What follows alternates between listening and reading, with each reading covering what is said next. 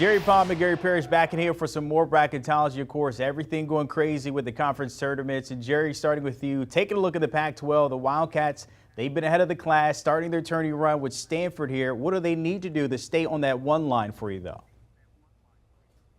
Well, for Arizona, it's a matter of getting the best wins they can in this conference tournament because the top of this bracket is really competitive. And for them, that means that, they're going to have to win all the way to the final and then beat either UCLA or USC, but ideally UCLA, in that final game so that they get the best wins they possibly can. And then, let's see what the committee thinks of them. But they'll have a great record. They'll have a high number of quality wins. They will have won at, at Illinois, for example, outside the league as well. So I think it's a pretty competitive resume for a number one seed. Yeah, I think ultimately Arizona will be a one seed alongside Gonzaga, which is going to be interesting because Gonzaga, of course, coached by Mark Few, Arizona coached by former Mark Few assistant Tommy Lloyd. So that's an interesting story. I think a lot of fans this season have wondered if they would be the 1-2 in the West and be headed for an Elite Eight showdown. But at this point, I think they're going to be in different regions as number one seeds. Super strong computer numbers. They're second in the net, second at Ken Palm, second in Sagarin.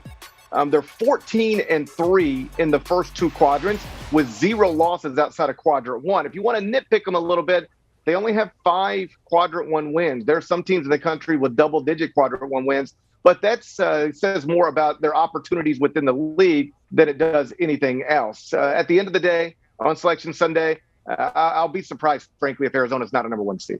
All right, Gary, Arizona on that one line. Baylor, defending champs, they're also there. Can they stay in the driver's seat, not just on that one line, but also in the Big 12 tourney here? I think so.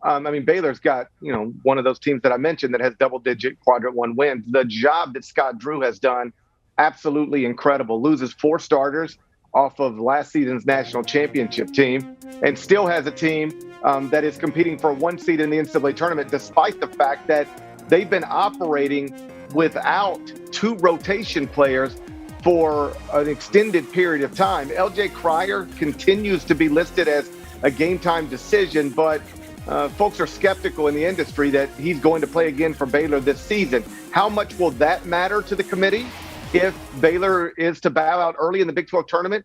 As always, we'll see. But I think if Baylor can just get to the Big 12 tournament title game, that might be enough. I emphasize the word might, but might be enough to secure a number one seed for what would be the second straight year. And if we'd have had a tournament in 2020, it would be 3 straight number one seeds. Again, remarkable stuff from Scott Drew. You got to give him respect there up there in Waco, Texas. Jerry, if we're looking at Kansas, staying in the conference here, a 2 seed right now, but if they run the table, are we thinking maybe a 1 seed for Bill Self and the Jayhawks here? Oh, I think the Big 12 champion, if it's either Baylor or Kansas, is the number one seed. And I also think that if Kansas wins the tournament and beats Baylor in the final, they could both be number one seeds. Because the quadrant 1 and quadrant 2 schedules that these two teams have played are tremendous, in part because they both schedule well outside the league, but also in part because this entire league is in the top 80 of the net. There are no bad games, even, let alone bad losses, in conference play in this league, and it's really boosted both of these resumes. But I think the best chance for both of them to be one seeds is for Kansas to beat Baylor for the final. But if Kansas does win the championship of this league, they're definitely going to be a 1. That's exactly right. Kansas enters the Big 12 tournament with 9 quadrant 1 wins. They are 16-6 in the first 2 quadrants, with only 1 loss outside of quadrant 1. It's an incredibly strong resume. And if they were to win the Big 12 tournament as a Big 12 conference co-champion with Baylor, yes, 100%, they will be a number one seed in the NCAA tournament. The question is whether the Big 12 can have 2 number one seeds, and Jerry laid out the path to that. That would be Baylor and Kansas playing in the Big 12 tournament title game, and Kansas edging Baylor in that game. If Kansas doesn't win the Big 12 tournament, I think probably a 2 seed. But if Kansas wins it by defeating Baylor in the championship game, there is a scenario where Kansas and Baylor both get number one seeds. It might have to involve somebody other than Kentucky or Auburn winning the SEC tournament, but it's at least possible, as we sit just a few days out of Selection Sunday. Chance there for Baylor and Kansas, as you mentioned there, over the Big East. Jerry, Villanova looking to advance to the semifinals. If Jay Wright and his crew can kind of run this conference to maybe another Big East title, what does that do for them? I think the ceiling for Villanova in terms of seeding is a 2, but one of the things to keep in mind is if they're near Purdue in the bracket, Purdue beat Villanova in the regular season to win a tournament in New York. So if they're both, if it's like an 8-9 kind of thing for Purdue and Villanova, Purdue would get the edge there. But if Purdue were to go out early in the Big Ten and clear a path for Villanova to the top line of the 2 seeds, then I think Villanova as a Big East champion will compete at least for a spot on the 2 line. All right, we'll see. Yeah, I'm not certain that there's a path to a number 1 seed for Villanova. They just lost a lot of games. Now, nothing embarrassing, really, on the resume. They've lost 7 times, but 6 of those losses are in quadrant 1. Still, they're just 1 game above 500 in the first quadrant, 7-6. They're 14-7 in the first 2 quadrants with no additional losses. So if they were to win the Big East tournament, absolutely, I think they can climb up to a 2 seed. But trying to crack, the top 4, which would mean, being a number 1 seed, that just seems like it's a bridge too far. All right, so Nova, a 2 seed there, as you mentioned. Gary, Michigan State, they have no shot of possibly getting a 2 seed based on what we've seen from Sparty this season. Late season slide for them.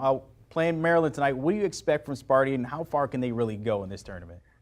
Well, I think they'll beat Maryland, but there is nothing that they've done in a while that suggests they're a legitimate contender to win the Big Ten tournament or do much in the NCAA tournament.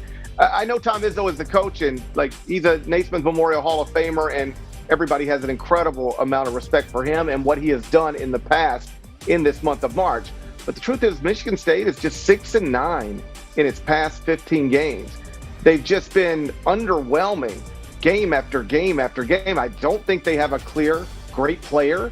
They've got, a handful of good ones, but no great one. Great teams usually have a great player.